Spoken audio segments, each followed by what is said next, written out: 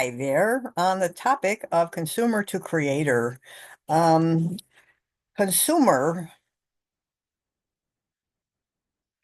was me for all of my life until recently, and it's always kind of feeding like a caterpillar, hungry, hungry, hungry, for things that we might have felt like we needed in some way, growing up. At least that was my case, and looking outside ourselves for that thing.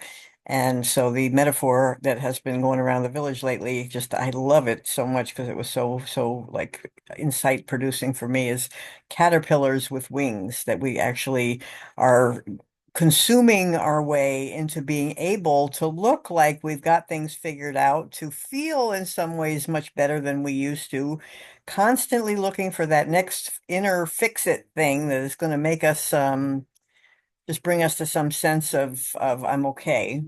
And it is a recipe for never arriving in heaven. It's always striving for the next thing. There's always the dangling carrot, and it depends entirely on us doing work. Consumer is consuming to get somewhere. You're actually in movement, looking to feed yourself to the next bite, the next bite, the next bite. Creator is a fountain, like a never-ending sourced by God fountain. We are made of the Creator. We were made of Creator. We are, born of love, loved. I am love, loving love. There's nothing but Creator here.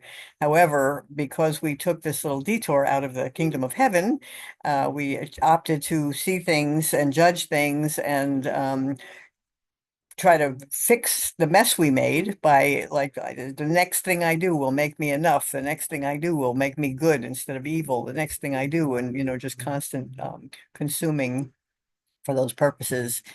And meanwhile, all along, especially since Jesus showed up, we have an opportunity to just simply turn back, settle down, like we've been heading away into the darkness. Here you see the darkness. It's just fragmented farther and farther away from any light.